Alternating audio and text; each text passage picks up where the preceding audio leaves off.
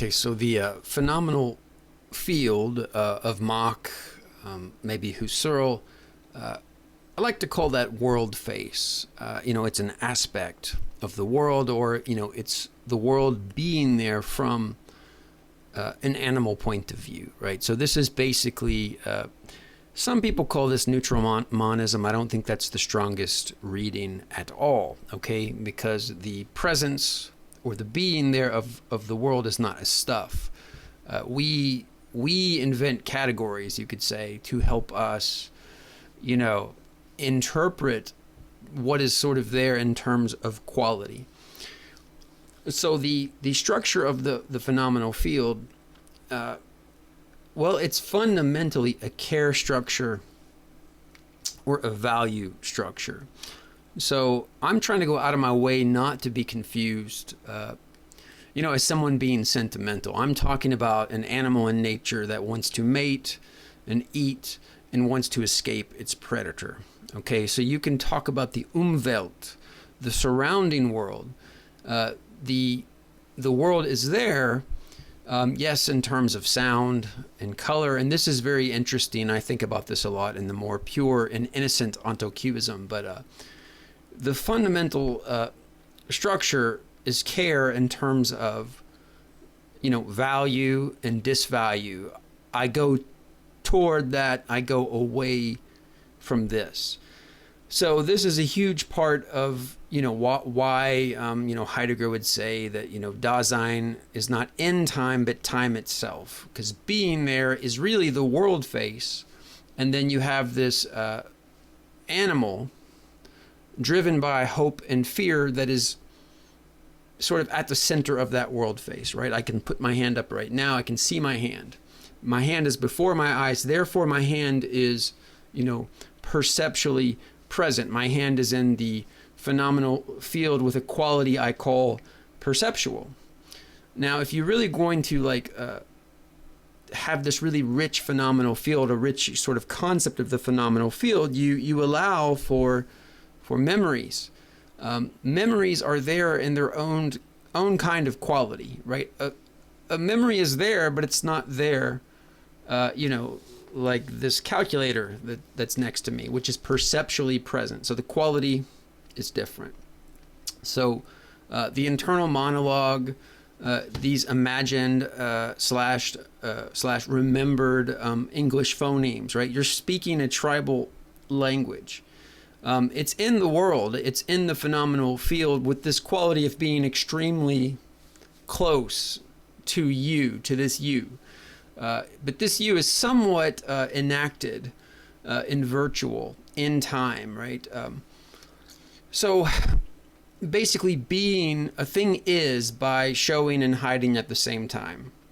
And this will sound mystical, and I mean, it's pretty cool, but it really is something that you can all of a sudden understand. It really is primitive, basic, thing theory. And you can look at it in a very mundane way, like Husserl talked about. You walk around a chair, and it shows you, adumbrations, but you automatically synthesize those adumbrations. But even the word synthesize makes it sound too active. You, as this conscious self, you're not saying, "Oh, I'm going to try to see all of these perceptions as perceptions of." No, the thinghood of the chair is there in the perception, right? Your phenomenal field is like sort of structured in terms of enduring things and unities. You don't have to work to see a unified chair. And you read many different scribbles as all scribbles of the numeral 3. Now, numbers are games we play with numerals in time. Primarily, we use numbers in activities that are structured by care, and that math is a tool in the world that helps people eat, and get married and wage wars. Scientific models are empirical systems of, Marx, electricity running through silicon. They're analogies in the empirical world that have some similarity to other empirical events in the world, right? It's this analogy. This is the original metaphor of model to begin with. So this is like a drive-by critique of the tendency to take the marks of, you know, these analogies, these scientific models, to point to some kind of trans-empirical reality. So this, you know, sort of Hobbesian approach to Heidegger, his famous theory of the care structure, one advantage of it is that it turns people back toward what I call the empirical world. And this really is just the empirical world, but it's suppressed, so I give it a fancy name. But I mean the world we live and die, eat, shit, fuck, marry, kill, run for our lives in. I mean the world that is from a point of view and structured by, you know, value and disvalue, right? We lust, we are repulsed. Something smells like, you know, rotten chicken, it's terrible, you want it away from you. Something smells great, you want to eat it. So the smell is there with a kind of olfactory quality, but also sort of mixed in the total, you know, quality.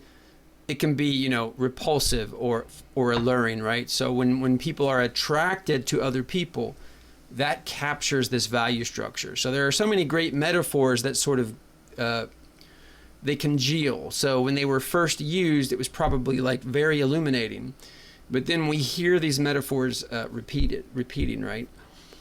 So I mentioned in my last video that the inside-outside framework, you know, it was a good pointing at once. Someone said it's inside me, and they did not mean inside their body exactly. They were using this spatial term in a new way. But for various cultural reasons, metaphysicians took this, you know, pointer and made it absolute. Like the absolute truth is that there's this gulf between this inside, you know, experience from a point of view, illusion, or mediation, and something else. Okay, so typically there's this idea of objectivity. Well, for one thing, the dictionary definition of objectivity is unbiased. Okay, for one thing, I'm sort of for objectivity in a certain sense, but this word has got to be carefully investigated. So to care about objectivity in the first place is to be biased toward it. We are animals in the empirical world. Our empirical world is fundamentally structured by care, which manifest in this sort of first person way, right? So subjectivity is bias. Personality is bias. So to be an animal is to be deeply, deeply biased.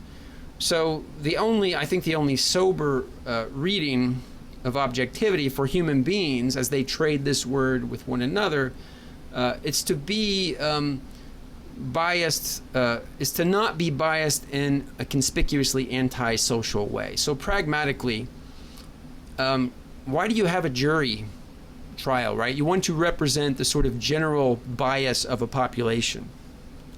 The jury is not a computer. To not give a fuck is to not organize the phenomenal field at all.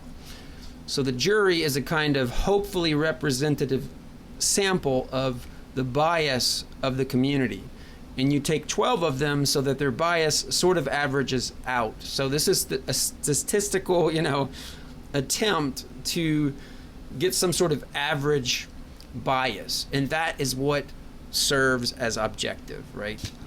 That's it. Okay, so where does that leave objective reality? Well, it's, okay, let's go talk to some experts. What do they think? You know what? They don't always think exactly the same things, but there are some things that they agree on. So, you have a jury. You have a jury of biased people who share a culture whose marks and noises, basically to learn a language is to learn a bias toward certain marks and noises. Or gestures, like a waving hand is friendly, a middle finger is unfriendly. I have to interpret the phenomenal field in terms of hostiles and friendlies. Now, when it comes to philosophical terms, the stronger a philosopher is, the more that he or she has been able to experience the significance of marks and noises in a new way. And I would say typically this involves a liberation from prejudice, right? So all of the other primates are sort of enacting with their bodies and with their bodies through the speaking of sounds. They're enacting a certain approach to a situation. And this blind approach, because they all do it, it is not questioned. It is not questionable, right? So this is why phenomenology is hermeneutic. This is why I call it excavation. This is deconstruction, which is taken from phenomenological destruction.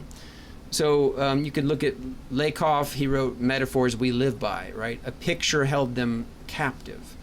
So one of the pictures that holds most, metaphysics in the bad sense captive is, interestingly, this picture of the picture. So words are supposed to somehow mirror some transempirical reality. So marks and noises are, if you want to try to be empirical and not just jump into this heaven theory of metaphysics, right? You have to think, okay, I'm an organism, I'm making a noise, I'm vibrating the air, I'm leaving marks on paper.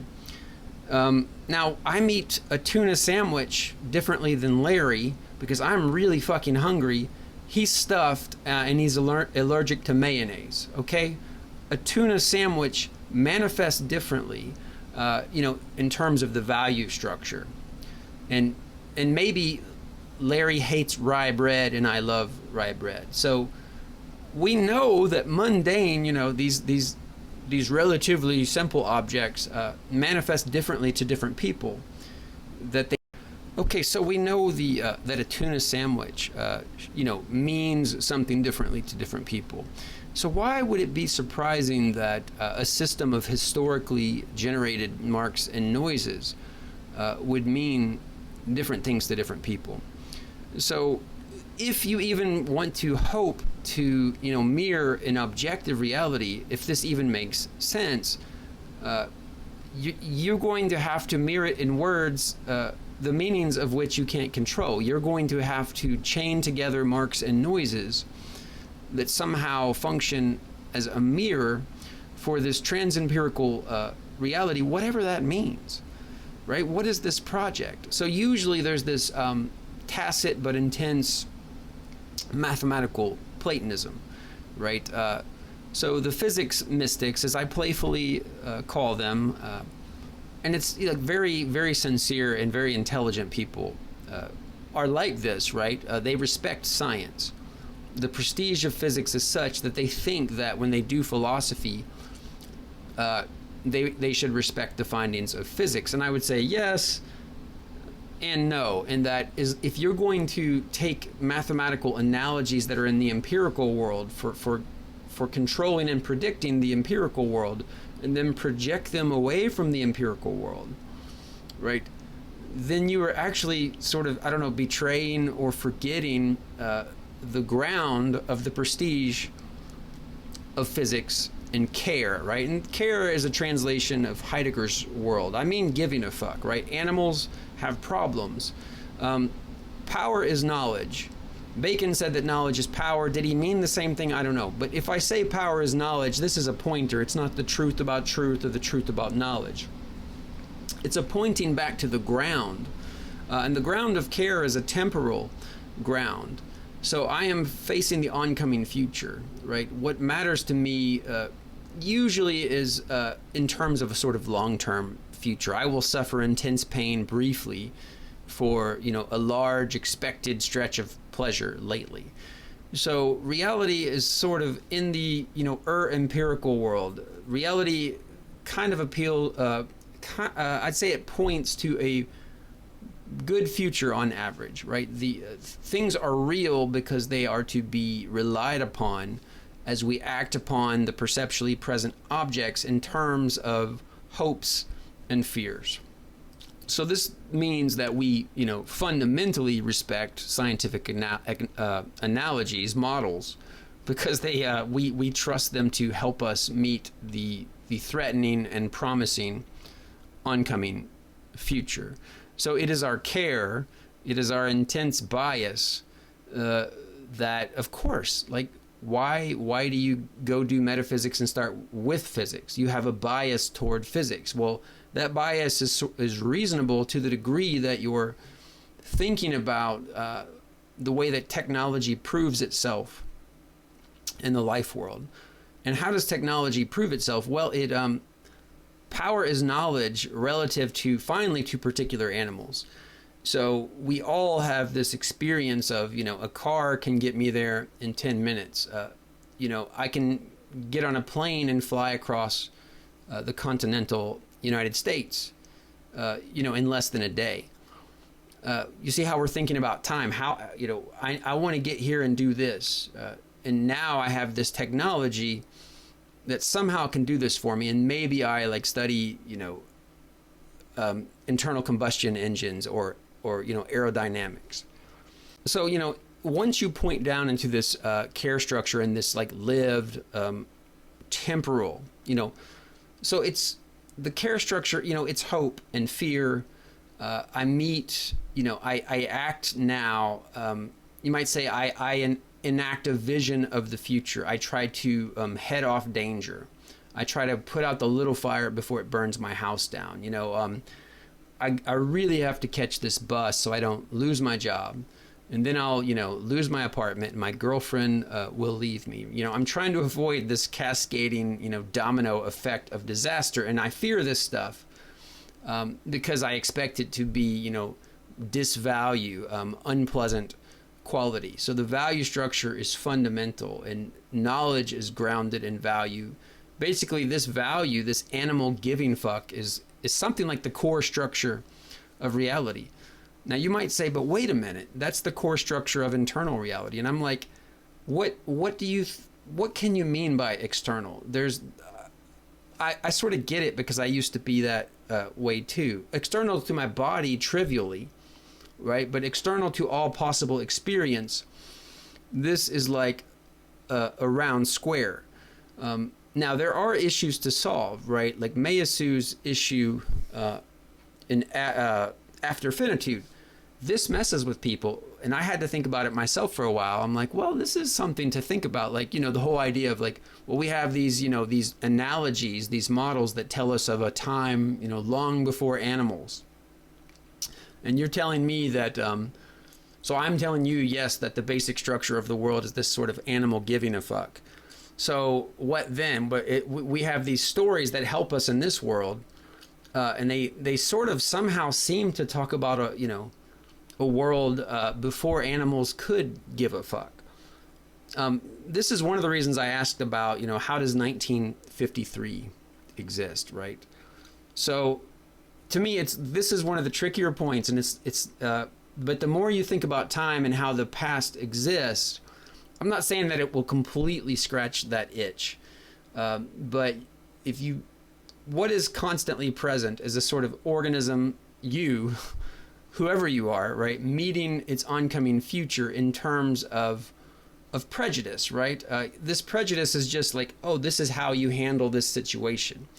And we know that this is inherited, right? So we have this kind of mathematical Platonism that has proved useful. So we think in terms of this one external true world that sort of projects data to the pineal glands and then generates this illusion. And then from within this illusion, we're going to mirror, the 4D, eternal crystal.